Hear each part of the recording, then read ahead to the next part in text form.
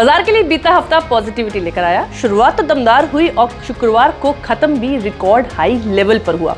क्या वजह रही और अगले सेशन में कहां होनी चाहिए आपकी नजर? आइए लिस्ट आउट कर लेते हैं मार्केट रैप में बाजार के ट्रिगर्स।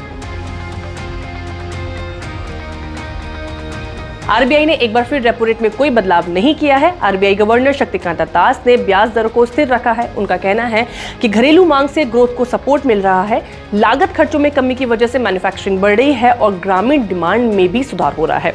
आरबीआई के इन फैसलों को बाजार ने सलामी दी। सेंसेक्स रिकॉर्ड हाई लेवल पर पहुंचा तो वहीं निफ्टी 50 ने भी 21,000 का आंकड़ा पार किया।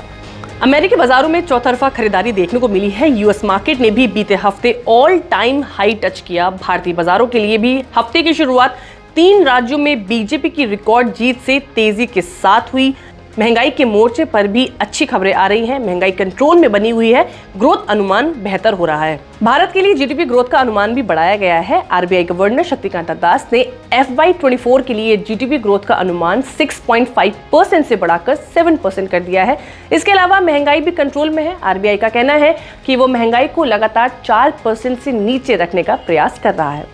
बाजार की तेजी के सपोर्ट में एफआईआईज और घरेलू फंड्स का बड़ा रोल रहा। दोनों ही बाजार में जमकर खरीदारी कर रहे हैं। इसके अलावा क्रूड की नरमी से जबरदस्त सपोर्ट मिला है। क्रूड $80 के नीचे बना हुआ है।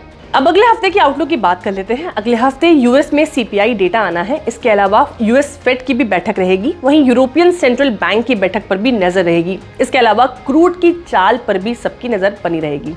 अगले हफ्ते 14 तारीख को होने वाली फेड की बैठक पर नजर रहेगी।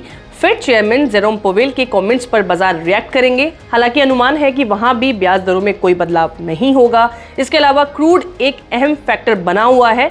वहीं यूरोपियन सेंट्रल बैंक की भी मीटिंग पर नजर बनी रहेगी। ये था हफ्ते का मार्केट रिकैप। बाजार और बिजनेस से जुड़ी दूसरी खबरों के लिए बने रहिए जी बिजनेस के साथ।